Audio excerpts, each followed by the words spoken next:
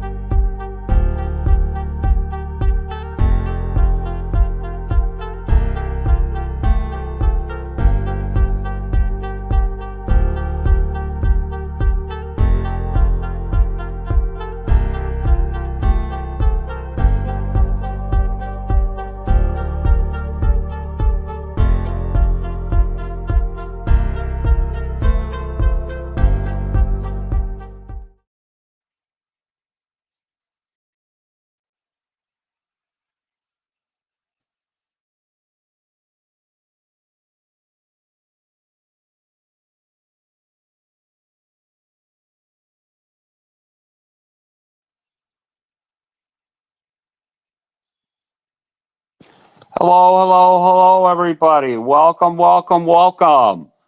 Tonight, our guest is Joshua Dipzinski, CEO and co-founder of Premier Dialysis, working to raise the bar on the standards of care in home dialysis. Joshua says, my only goal is to work with my partner to raise the bar on the standards of care in dialysis, educate patients, and empower them for home dialysis settings. Premier Dialysis intends to provide patients with the exact amount of dialysis they need while they get a transplant. QLPD and QLHD are two of the models that we can use to make this happen, unquote. Josh refers to dialysis with Premier Dialysis as quote unquote the first true home dialysis program.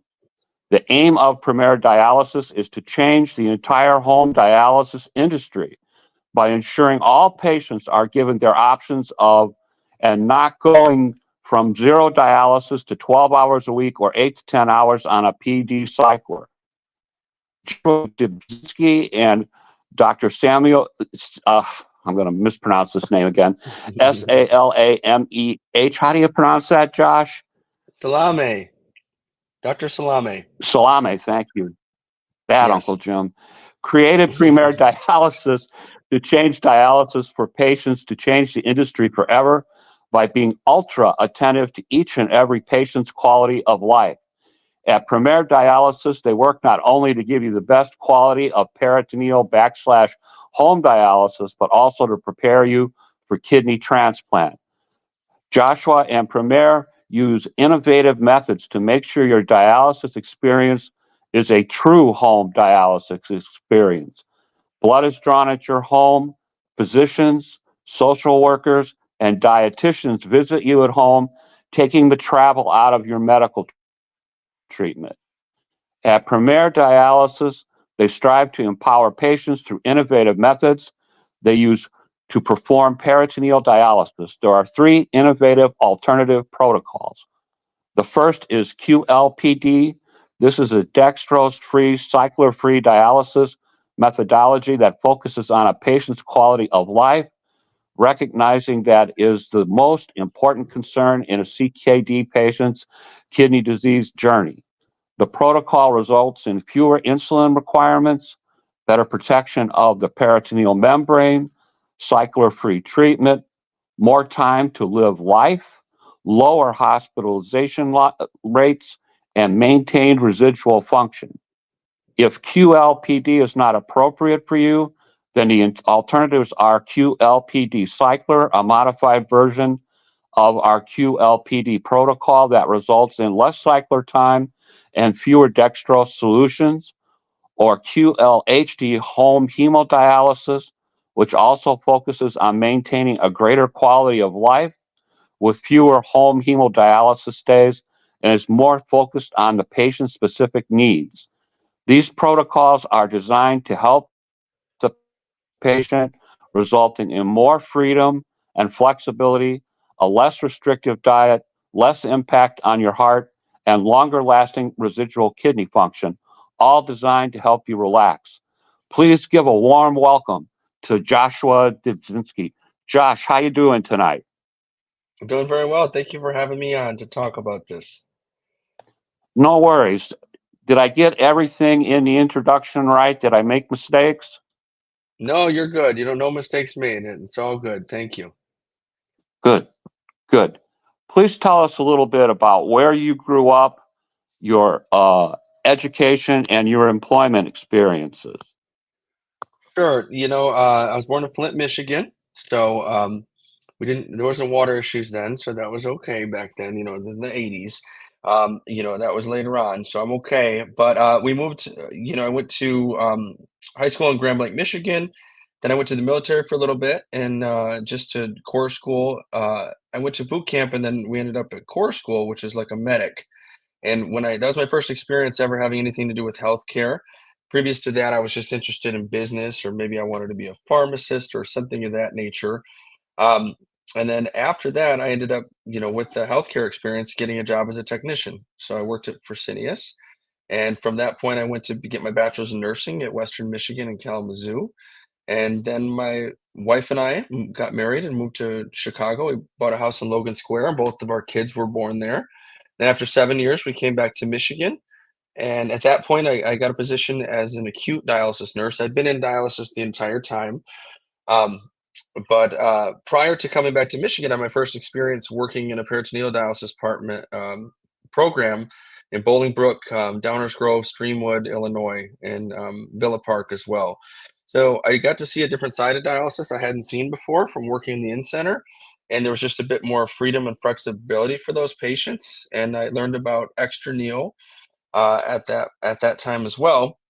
So when I got back to Michigan, I took a position as an acute dialysis nurse, and I noticed a lot of the runs, we'd run people, and it was like, why are we running them? The numbers aren't too bad. I don't see any fluid. We're not taking fluid off. And they would say things like, but it's their day to run. And I didn't really see a correlation between the day of the week and a need to run somebody on dialysis, right? Um, and there wasn't a lot of consideration being put into, their urine output. It really wasn't a factor. It was more of a height and weight situation. So from that point on, I decided to try to find a partner to try to do something different and create a better way for patients. And I met Dr. Salami after 80 other nephrologists had said no and they weren't interested, and they didn't see the value in it. And he saw the value, and between he and my wife, they're both very supportive. And we started Premier Dialysis in June of 2020. The rest is history, I suppose. Okay. Right, right. You told us a little bit about how Premier came to exist. Talk to us about your locations. Where are you located? Currently, so we cover the whole state of Michigan. So we're as far north. We have somebody in the UP. We have our first UPer. She's at our Florida facility. And I said, I'm glad you're here. It's absurdly far away. I love that, right? Because it kind of goes to show the model that we can have somebody who's a little bit further away. And some of our technologies and things have us keep a pulse on them so that they can be safe and still stay out of the hospital and all that. So currently, we cover the whole state of Michigan. We have a big concentration on the west side of the state for a decent amount of patients over there. And then we are building a facility in Kalamazoo, Michigan. And we also have one in Lapeer, Michigan. But because of the fact that we do 100% of everything inside of the home, it doesn't matter where you're located. So we still have Bad Axe, Mount Pleasant in Michigan. We are building a location in Tennessee currently. The facility will be in Arlington, Tennessee, but again, cover the whole state. Memphis, anybody there that wants their services can reach out. And then Florida, the entire state. A larger concentration over Fort Pierce, Port St. Lucie. And then lastly, we do have an agreement. We're hoping to be in New York City, one of the most underserved home places in the state, or in the United States per capita for the population. So we're hoping to make a good penetration there. Excellent, excellent. What say is the emphasis for Premier Dialysis? What is the primary focus? I always, quality of life, we hammer it a lot, but I think too, I was having a conversation with somebody, I think it comes to hope. I think, bringing hope, getting the people crying on the phone when we do the education class, right? Because the only thing they'd heard about was what they saw on the internet, which was 7 to 8 hour peritoneal dialysis treatments with 50 cases of solution and being strapped to that, which is obviously better than, having to plan your whole life around a hemodialysis treatment in the in-center. But when you get people that you can feel through the phone the weight the stress off of them, right? That kind of that sigh of relief that they don't have to be as afraid anymore. I think that's what it's all about, right? Is to just give somebody an opportunity to understand that there's other options out there. And just because your nephrologist or your primary hasn't heard of it doesn't mean it's not good. And doesn't mean that there's not other things besides the traditional methods they know.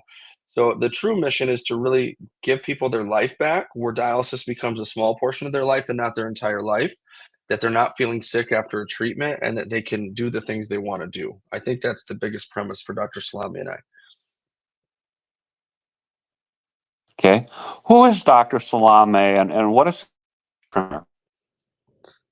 So Dr. Salami is a physician. He's in Bay City, Michigan. He's in internal medicine and he's a nephrologist. And he and I work very closely in creating policy, procedure, and setting up this thing so that everywhere you go should have the same situation, the same treatment model, the same everything, right? To kind of do it almost in a very franchise-esque way. I don't like to use the word franchise, but a very similar fashion anywhere you go. Okay. What is meant when you say Premier is ultra attentive to each and every patient's quality of life?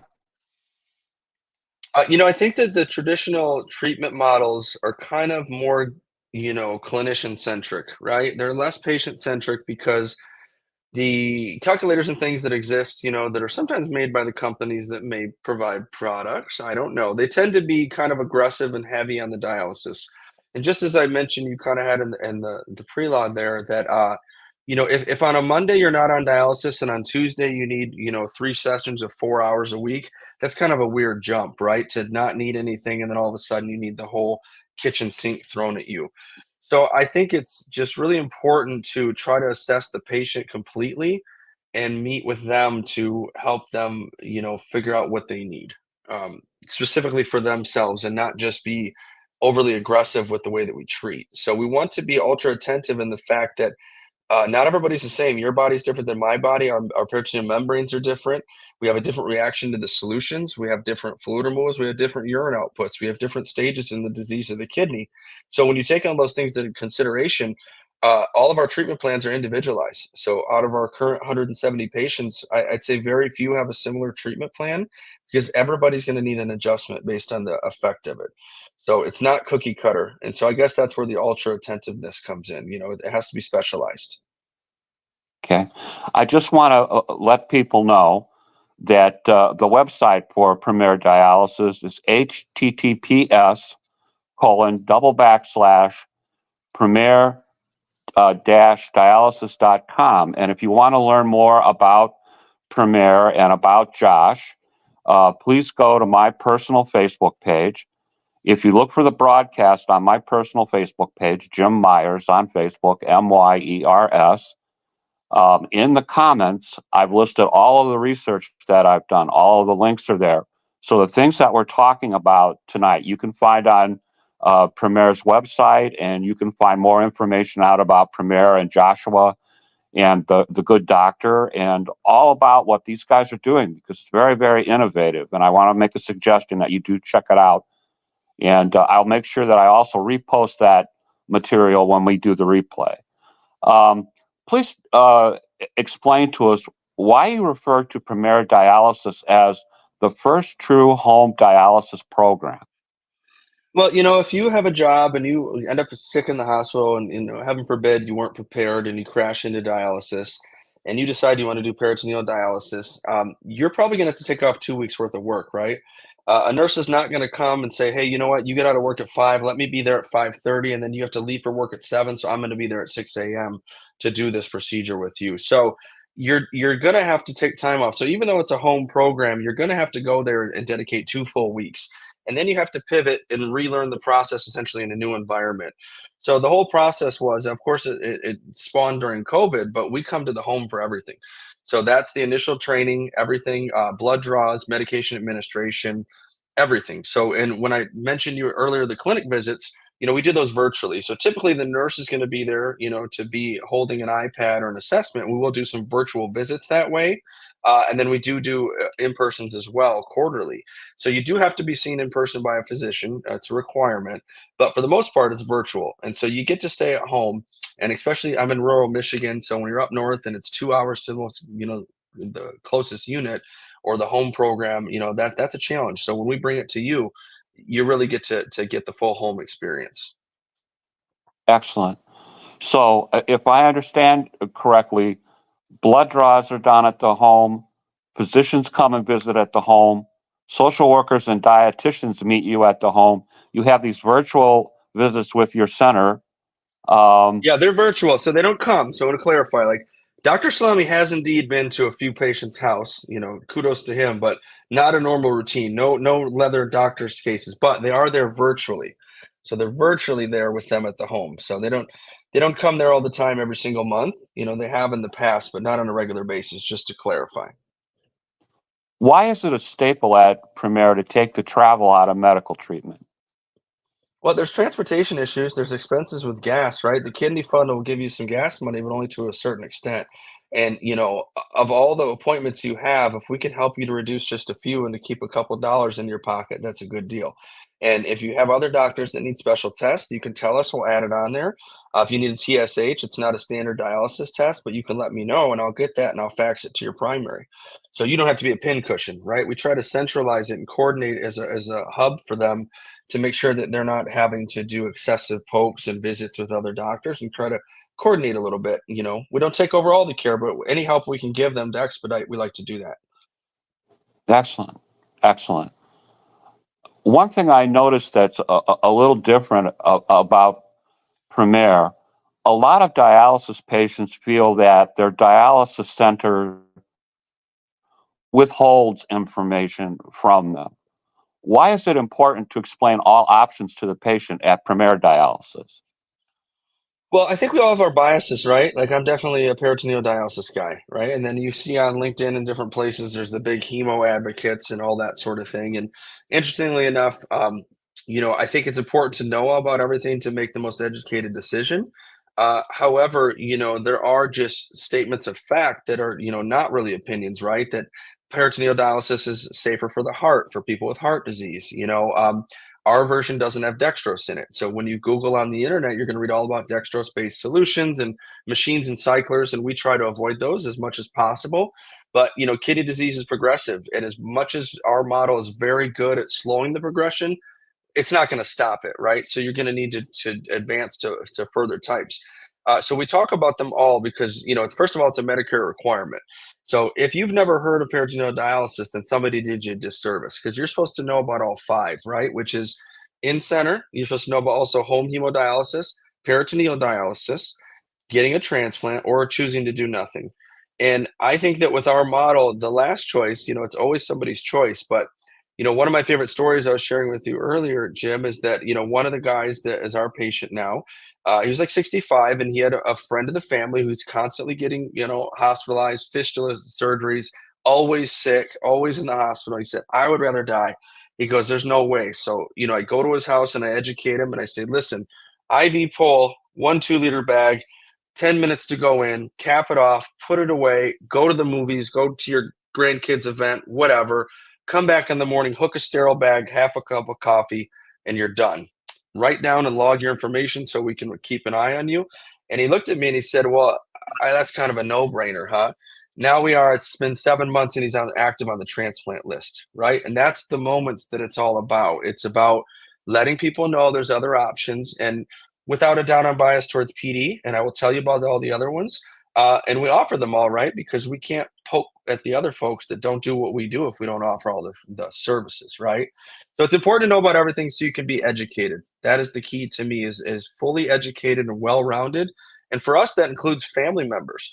I can't tell you how many times somebody who's been a perfect peritoneal dialysis candidate, but then their granddaughter in California said, Grandma, that won't work for you. So I always strive to have as many people that are going to be part of weighing in on it included in it. So it's not a game of telephone, but everybody's fully informed. And I think that's super, super important. And I actually, every Monday and Wednesday, every single week, unless I'm on vacation, I have a scheduled Zoom where anybody from anywhere in the country can come and join and see and hear about the process and get more educated. And they can come back again the following with more questions. And so, again, it's just helping people to be educated and informed. So if their time comes, which hopefully it doesn't, they can feel a little less fear. Okay. Let's talk about the three innovative alternative protocols to perform dialysis at Premier. First, what does QLPD stand for? Well, I had a meeting, but when you go to get a trademark, you can't use basic words. So it became a mantra, right? Which is putting a patient first. When you decide to make a decision, I've talked to some physicians before, and they say, well, just add one bag a day of exchange, because currently most of our patients start, hopefully at one exchange a day of our sugar-free solution. But we have some dreaded numbers we have to achieve in America, like KT over V or adequacy, right? So sometimes the worst part about my job is I have to add exchanges, not because you don't feel good, but because I have a number I have to hit. So again, we like to add it only a little bit at a time. So we've had it where physicians say, well, just give one extra bag a day. And I say, I would like our first thought to always be, I think that's great, doc, and you're in charge, and whatever you choose to do is awesome. But, that's going to be really tough for that patient to add one a day because they work. So what if we just say, based on the numbers, 3 should be sufficient? What if they just do 3 in a row on Sunday instead? So that the whole mantra is, let's think of them before we think of ourselves. And how does what I'm asking for impact their day to day? I think that's sometimes left out of the equation a lot. And, patients kind of suffer for that. So QLPD is more a mantra and a vision and a mission, I suppose, right? To just really put the patient first. Quality of life peritoneal dialysis? No, we can't. It can't be Is that that because correct? we can't, Mr. Myers. No, no, it's not. You can't have basic words, but yeah, I mean, wink, wink, essentially. But no, yeah, for the most part, that was where the concept came from, right? Okay. Explain to us why being dextrose free and cycler free is important. Well, the average time span that people can be on peritoneal dialysis, released by DeVito, is somewhere between 2 and 3 years.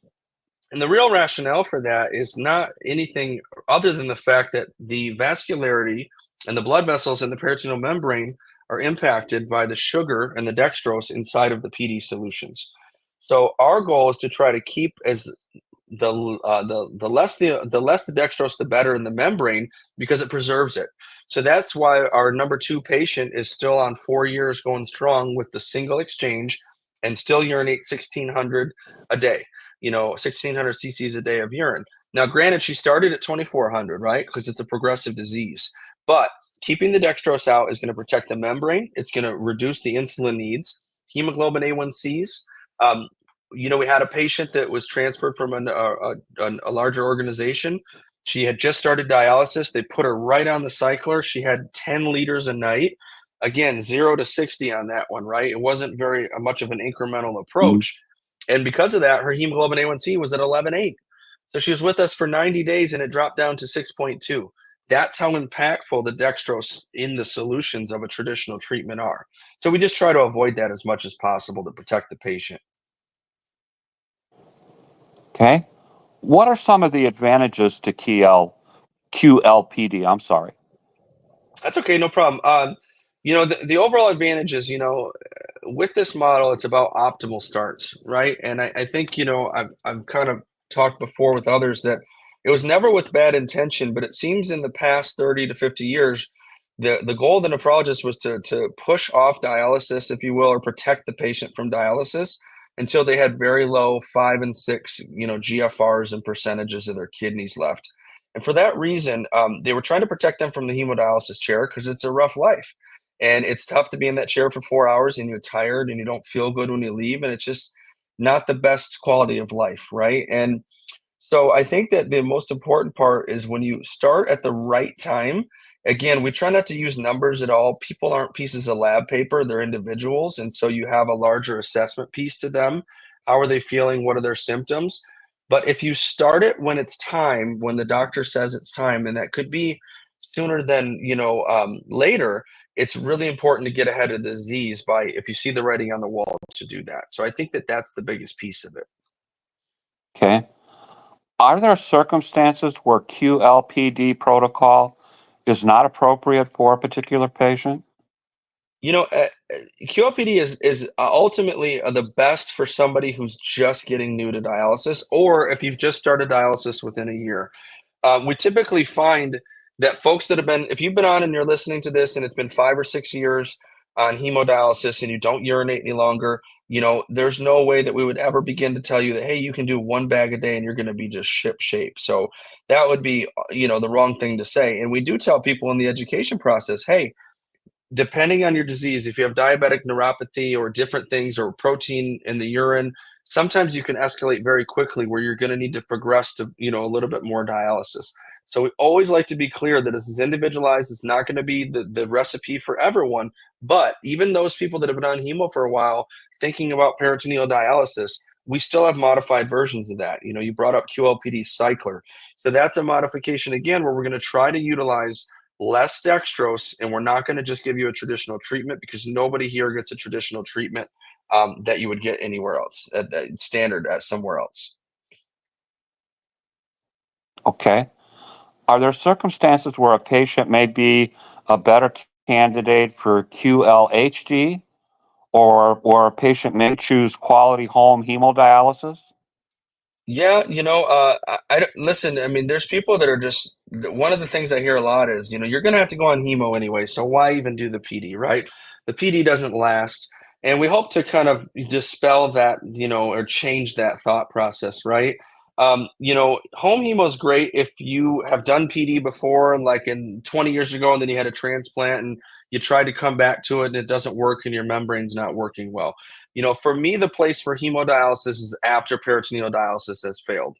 Previously, it was PD, hemo, transplant. We go straight from PD to transplant is the goal. As many people as we can get transplanted, that's what we want to do. And so we want to be a short bridge from PD, the bridge of Premier, to a transplant. So, the QLHD, again, that would be it's just the idea that not everybody needs 4 and 5 times a week, right? Typically, with nursing homes and outpatient centers, as much as I hate to say it, the profit level comes at treatments 4 and 5. And it's not necessarily, because it's going to be the life-saving treatment for the patient. Don't get me wrong, some people gain a lot of fluid, they want to drink what they want to drink, and it's necessary. But for others, it's just, again, a height and a weight and a calculator that says, hey, I'd like you to do this much treatment. And so, the whole idea again of QLHD is you don't necessarily need 3 and 4 and 5 days a week. It's going to meet you where you are and find you just the right dose of dialysis to keep you feeling good, golfing, traveling, any of those types of things. Okay. Let's talk for a minute about kidney transplant. One of the things that many of the major dialysis chains have been accused of is not informing the patient or adequately explaining to the patient kidney transplant, particularly preemptive kidney transplant.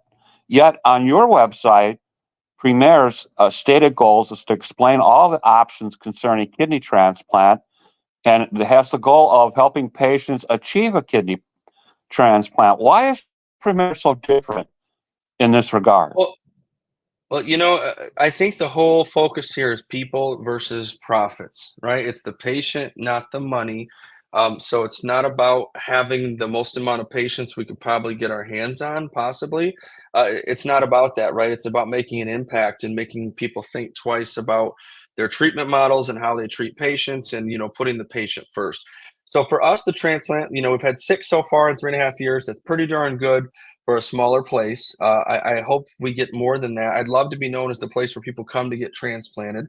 We work with Kent Brassler. We try to. Not enough of my patients reach out to him. Thank you, Kent, for the introduction today. But essentially, we really would like to work more and find more living donor options. Our social worker team calls, helps with the transplant items. Anything I can do to get the numbers of active patients up would be great. And by the way, you get a lot of clinic points, and because we're all scored, and you get a lot of points for transplant. So it's always interesting to me that that's not a push by a lot of the places because you get rewarded for helping people get off dialysis, which is a good thing. Okay, and just so our audience knows, we've had Kent on the broadcast twice now. He works for a group, Kidney Solutions. You can find him at kidneysolutions.com. He's out of Texas. Very good guy. The thing I like the most about Kidney Solutions is they work with people after they get transplanted. He doesn't give up on you, so that's kind of Mhm. cool. I like that. Will Premier help the patient get on the transplant wait list? Yes, we will. And actually, you asked about, I wanted to kind of touch back, you asked a specific question about preemptive transplant. Right. Unfortunately, we cannot, that is not, we don't, they're not in our realm till they're ESRD, unfortunately, right? And maybe there'll be a time where Premier can start to educate more about the preemptive transplant, but that kind of stays on the side of the CKD clinic and the nephrologist, because unfortunately, we don't get contact until it's time for them to start dialysis. Now, we don't really have the resources, which is a great conversation piece about how we could refer people sooner and work with our physician partners on that. And yes, we do help people get on the list. You can you can lead them to water, but they have to drink, right? So, of course, with these transplant systems, they want to make sure that you're going to do the things that you need to do to protect that kidney. And if they call me and my patients have been documenting or they're not being compliant, I would be a bad guy if I didn't let them know that, right? Because we don't want a kidney that someone has been just living their life to get and just doing everything they possibly could to go to someone who's not going to take care of it. So, we take them all the way to the transplant line and then they have to take the baton and do what needs to be done with the testing and everything like that. But we do try to support as much as possible, but they have to really prove they're going to take good care of it. Okay.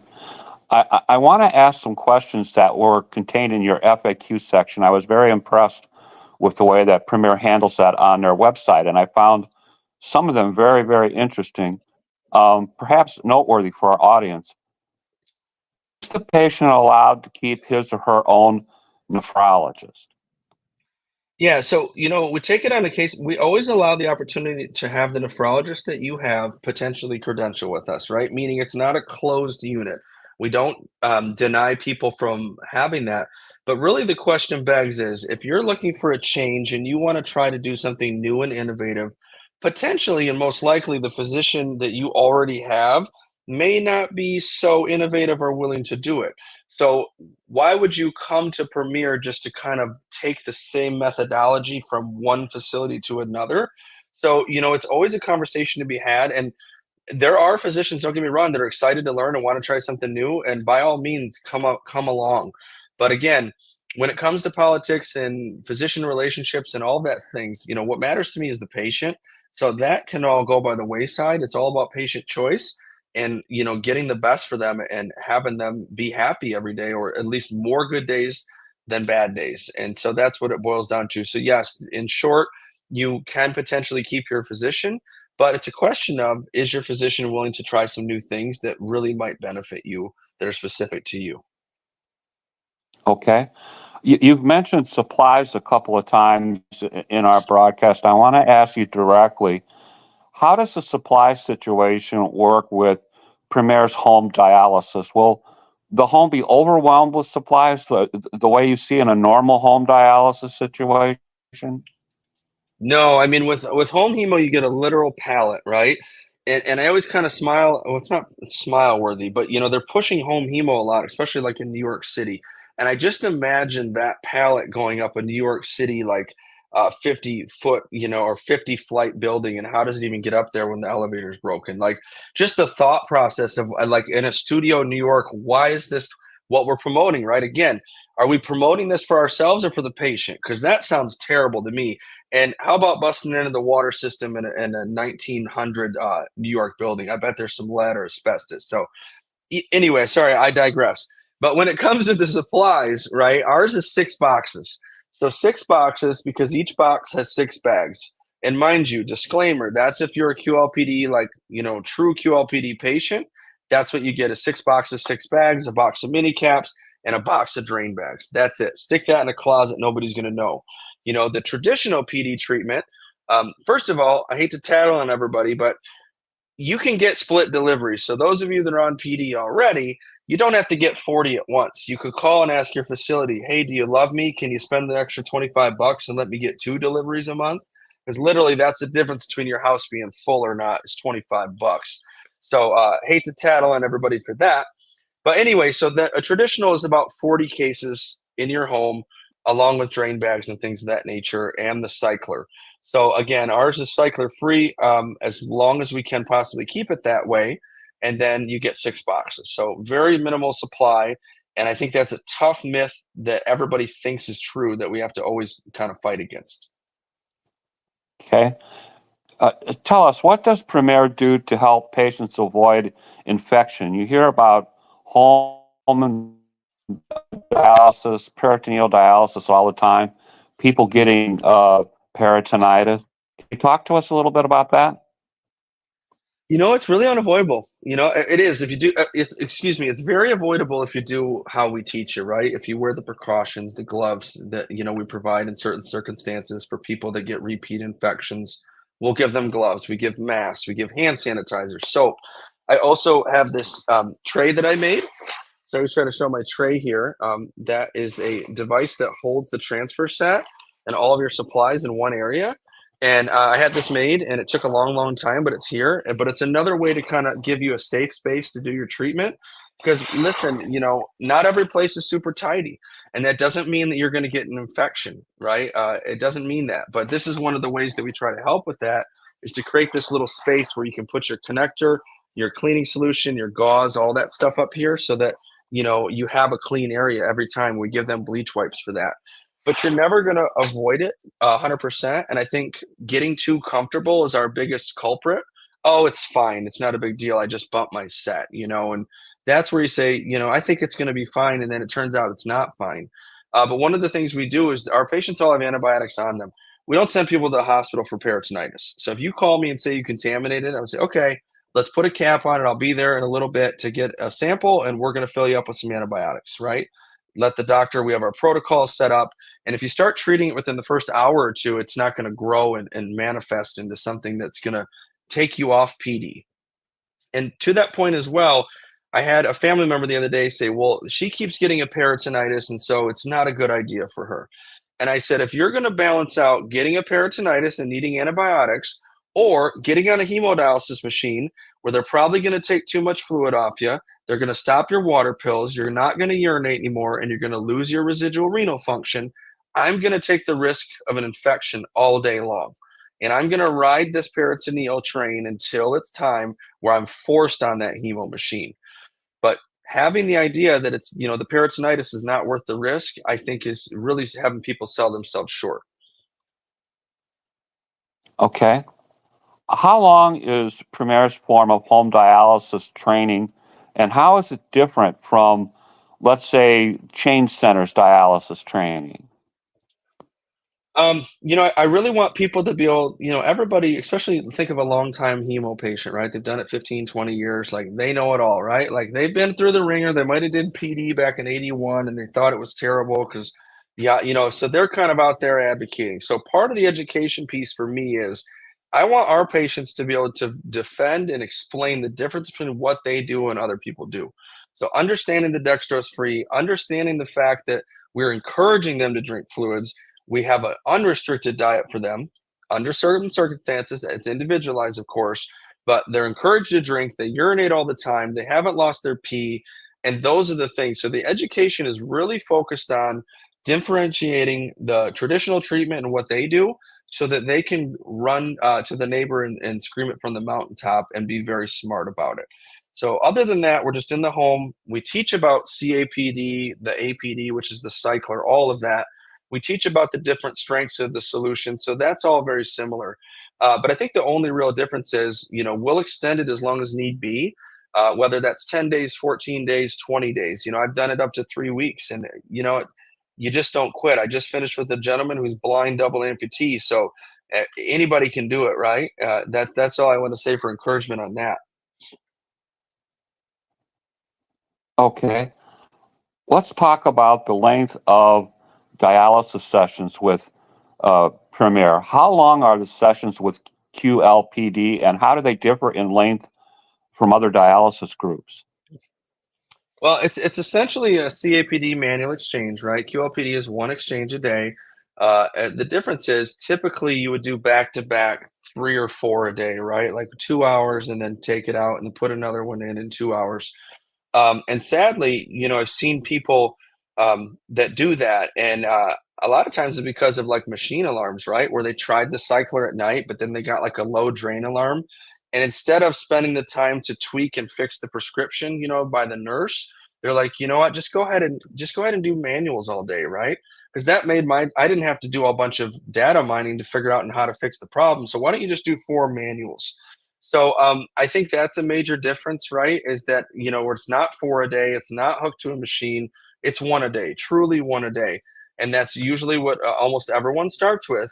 Again, unless you've been on more aggressive treatments, your urine is completely gone, you have no urine output at all, then of course that's not something that'll work. But again, hang the bag in the evening, disinfect, fill yourself. Takes about 10 minutes. Cap it, go to bed, do cartwheels, whatever you want to do, because you're not attached to anything. In the morning, drain it out. So that's the major difference. Okay.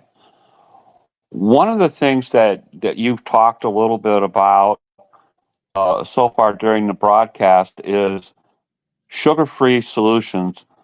What is the biggest difference between Premier and other dialysis providers when it comes to sugar-free solutions?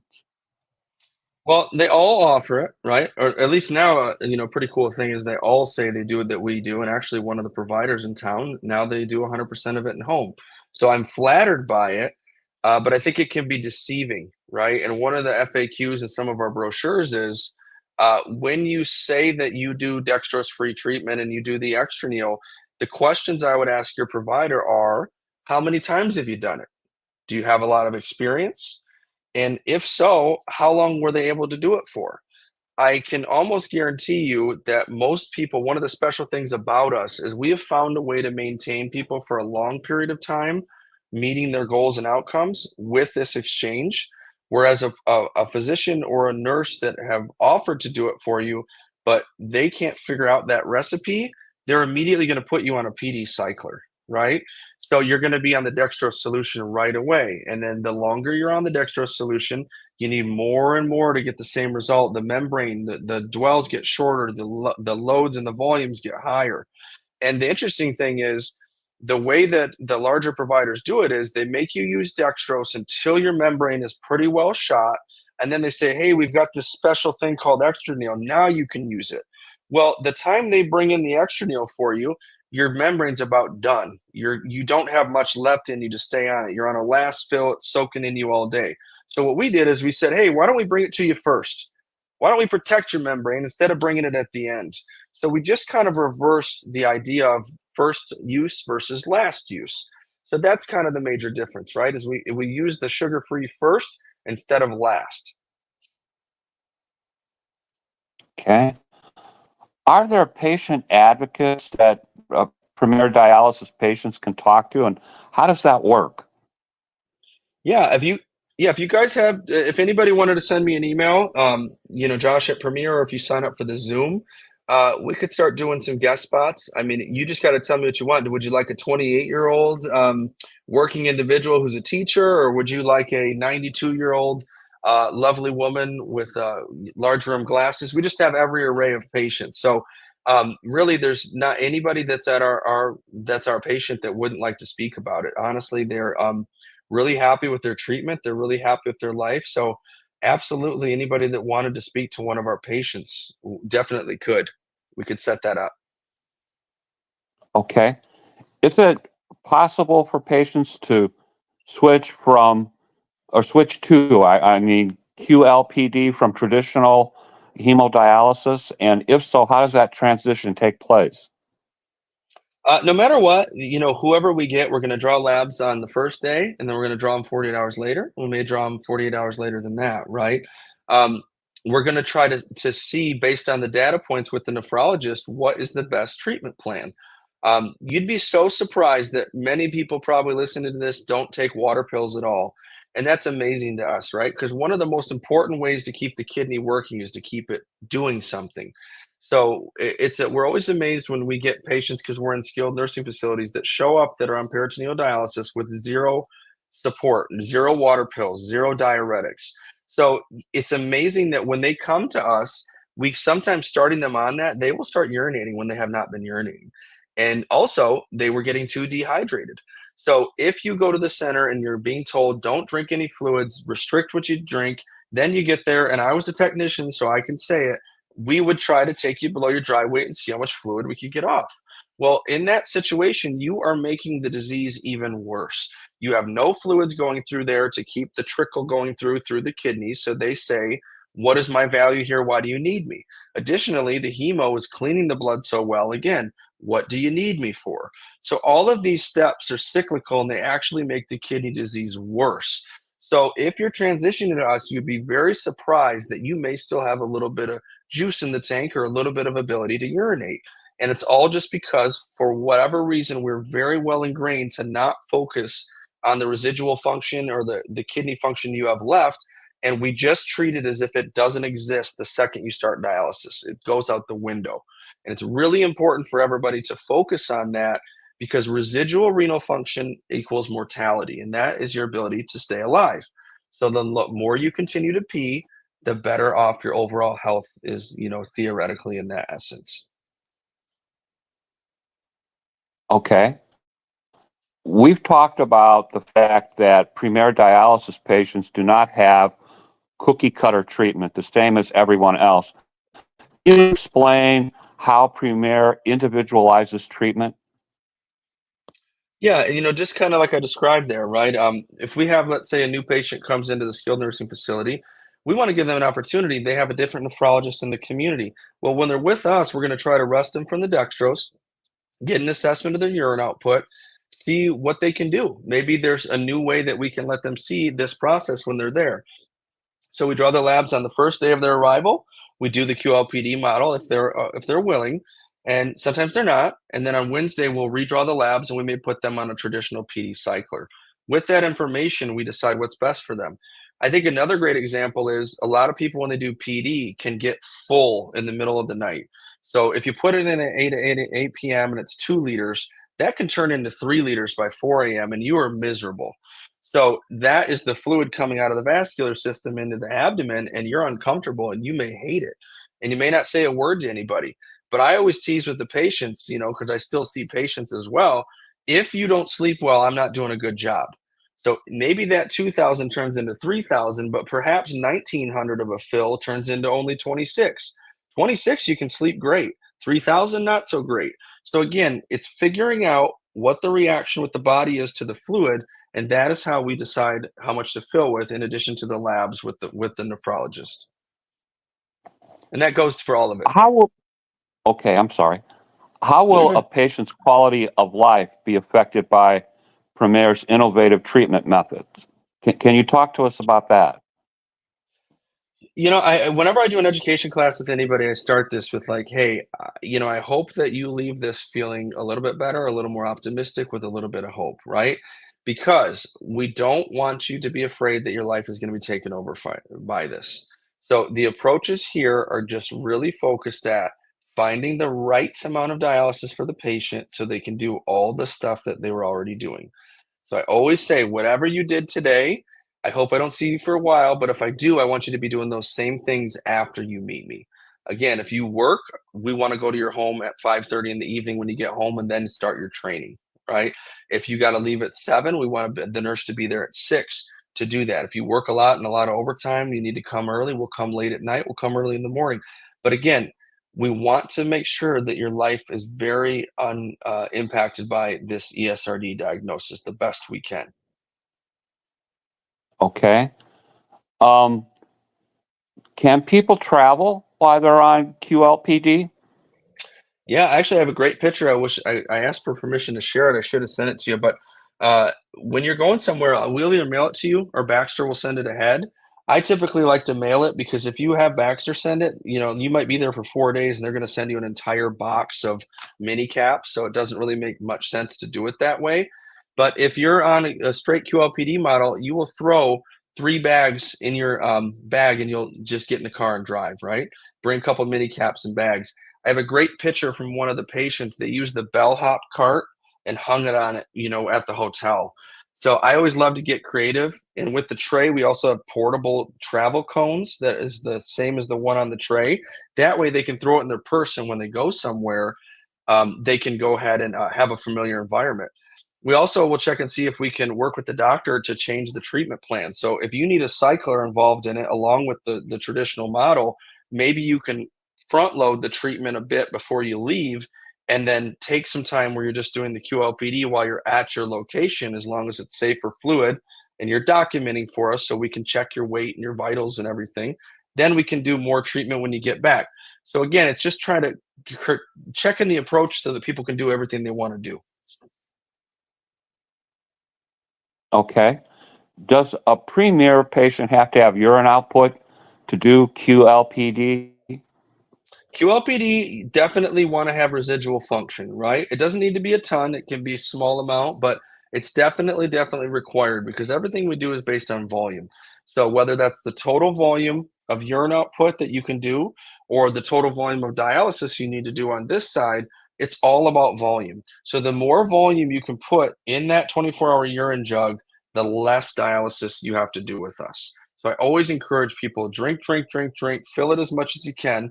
And again, drink, drink, drink means that what you're putting in, you're getting out. If on the first day that I meet you, part of the individualized assessment, you only put 400 in the jug, I don't need you drinking this much because you're going to end up getting fluid overloaded. So again, it's very curtailed to each patient, and we're going to have to do an assessment. But no, for full QLPD, yes, urine is great, but even a small amount can work, and we'll figure out the best treatment plan for you.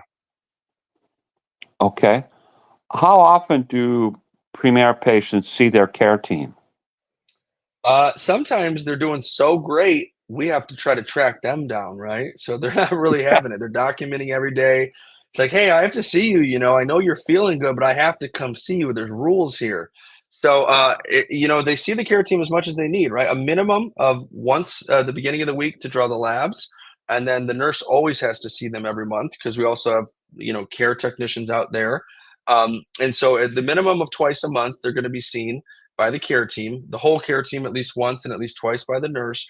But if you're needing something, if you're unstable, if you're having issues, we're probably going to see you 2 to 3 times a week to check on you.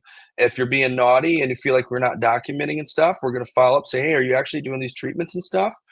Because traditionally, if you're not documenting and people can't get a hold of you, fupa on you, you need to go sit in a chair. You need to go get in the in center. And again, sometimes it's culturally when we have Native Americans and things, they it's a mental piece, it's depression. There's so many factors that go into it that our first knee jerk is not to kick somebody out, but let's figure out what the problem is, because no matter what, PD is going to be better on the body than hemo. So we will fight for them and do the extra work that needs to be done so that they can stay on home, even if it inconveniences us, because we want them to have the best treatment out there. Okay. Please discuss with us the safety aspects of doing home dialysis with Premier, particularly discuss the application, the charting every day. Yeah, so with the charting, people, one of the things always with PD is, oh my gosh, it's 7 days a week, but the hemo is only 3 days. And so this is charting 7 days a week. But I gotta tell you, it's very light, right? Is what is your blood pressure? What is your weight? What is your temperature to make sure you don't have an infection? And then there's a little feature on the smartphone aspect of it where if your drain is cloudy, if it's got fibrin in it, which is the little clots or anything that looks weird, then you have to take a photo and it goes straight to me and the other nurses right away. So that way we can quickly act. And I don't care if you think it's something and it's not, I would much rather have that than anything else. So the app that we have, we just recently integrated it now. So when you take your blood pressure, it will tell us that as well, which is, pretty standard now with remote patient monitoring, but we also have it for the scale. One of the next approaches that I'm really hoping that we get soon is we hope that eventually it will call the patient, ask them the information, and they'll be hands-free on the charting. So once they say that, now it will email the nurse and everything, and they didn't even have to actually move their hands at all. What happens if the patient doesn't have transportation? Is this an issue? No, because we're there, right? So we drive to them. We wish we could even help with rides, right? But that's illegal and that's enticement. So the best we can do is try to help with the kidney fund to help them get a ride every once in a while. But the quarterly in-persons, we really require them to come because that's a regulation. So we try to have the social worker and everyone set up the transportation. But yeah, like I said, the gas money can be expensive. Getting a ride from friends and family can be tough. So we really try to avoid that for them as much as possible by going straight to them. Can the patient have pets? I get these notes all the time from people that saying they're going to have to sell Buffy. No, I'll tell you what. Uh, Probably some of the. I'm careful how I say it. A lot of the patients' homes that we have, and the locations they have, a traditional PD nurse may come in and say, "Dear Lord, you can't be on home dialysis," right? And the funny thing about that is even if there's hoarder things going on or all that stuff, we don't say no to anyone unless they prove otherwise that they can't do it. So we are a yes for everybody that you will do great at home no matter what. I've got cats, I've got dogs. I mean, the patients have cats, dogs, everything. Take Fido out for just a second while you do that connection from here to here, then they can come back in. And then they can get right back on your lap, but then make sure that you're cleaning it when you're putting the cap on. And no, you can definitely have animals. We need that for our mental health, and we want you to. You don't have to get rid of them. Now, if someone's on a machine, right, and they have the kitty cat that likes the warm stuff, well, there you go. They might claw at those lines, but we don't use machines. So when you fill up, it's done. You put your set away, you hang it on the necklace or tuck it away with a belt. Kitty cat's not going to get that. So again, we're allowed to be more flexible because of the QLPD and not having the machine. Okay, you talked about this a little bit. How does Premier deal with non-compliance? How do you keep your clients compliant? You can't, and it's tough. We've been as far as, when the first iteration of the app, it would start texting at 1 p.m., 2 p.m., 3 p.m., 4 p.m. But guess what? Then they just blocked the number. But the point was, it would text you just like, hey, we do everything in the world for you. We come to your house, we draw your labs. Please just document. But you know what? Sometimes they still won't. Does that mean they deserve to sit in a dialysis chair? I don't think so, right? Are they doing their treatment? Yes. I can count the supplies and they're gone. They're not doing bad. Their numbers look good. So maybe they don't want to talk to me. So what can we do to figure out how to do it? I still haven't solved that problem. You see me, I keep inventing more and more technology to take it off their hands because I don't know what to do. I know I'm not going to give up on them. And I know that our team doesn't give up on the people. And non-compliance, I've gotten so many great patients from that. You know what it was? It was they couldn't get out of their house because they're blind and double amputee. It was the fact they didn't want to come 3 times a week while they tweaked the prescription. It was because they didn't have transportation. It didn't mean they didn't care about themselves, their bodies, their family members, their loved ones. But you know what? You can bring me all your non-compliant people all day because when you give somebody a chance who has been told they can't do it, they tend to really excel. And, next thing you know, they're doing great by you believing in them. So I haven't solved it. I don't know if I ever will, but I'm going to keep fighting for it. That's great. That's great. I love that.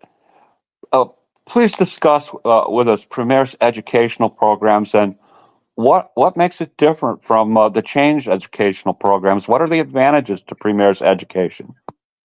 Yeah, we kind of touched that. The same thing with our education, it's constantly evolving. We do have a lot of stuff in our app that we're adding all the time. So we're hoping to keep doing new education.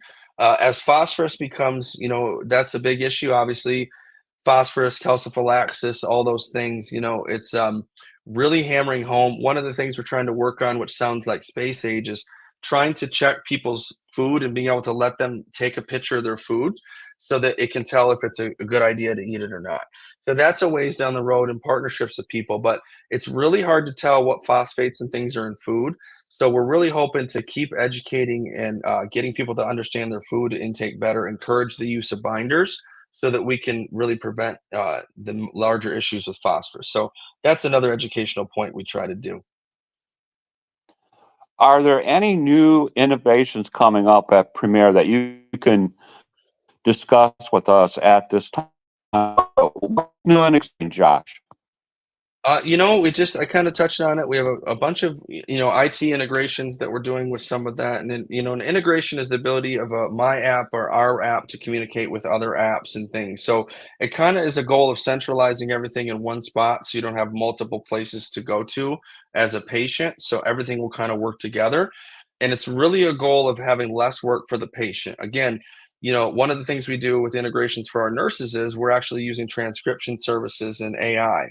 So when the nurse leaves the patient's home, they're going to get a phone call, and again, it asks them all the things about the nursing visit, the vital signs, and then it goes to a transcription service, which goes to a scribe, which goes in the EMR.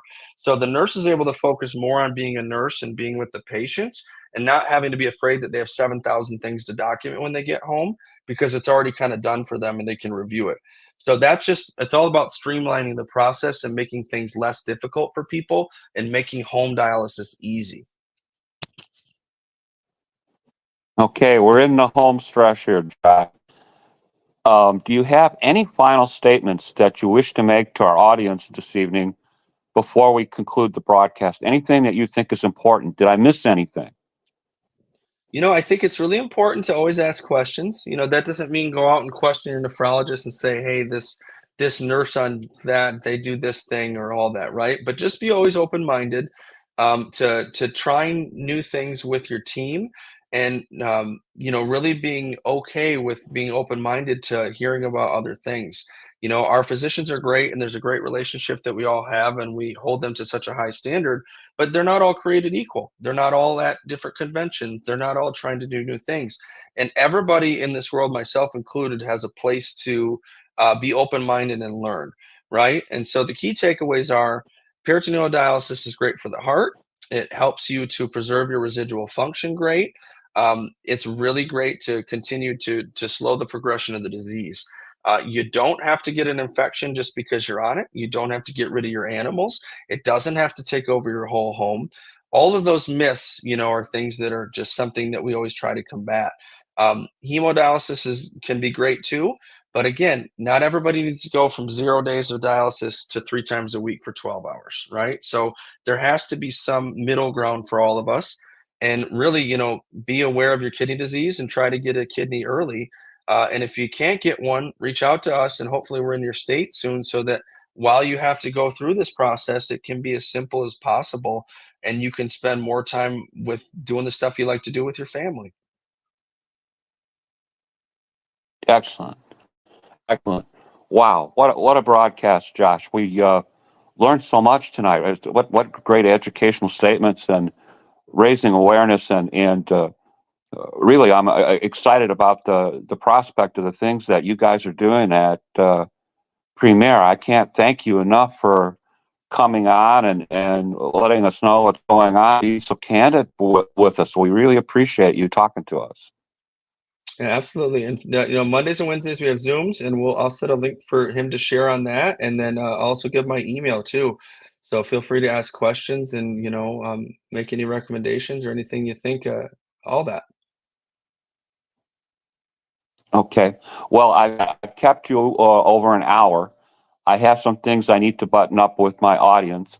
So I'm All going to right. let you go, Thank you all. Josh. But I just want to say I appreciate very, very much you taking time to talk with us. Okay, thank you. Have a great night. Appreciate it. Thank you so much. Bye bye. Take care, my friend. All right. What a great broadcast. Uh, just terrific. A lot of new innovative ideas going on at Premier Dialysis. Like, we thank you all for watching. Next week, we're going international. Our guest is Leah Beckenau, international kidney advocate who's seeking a kidney transplant herself. You don't want to miss that. And as I always tell you, watch this space. Interesting things going on. So we will see you next week, my friends. You have a good week.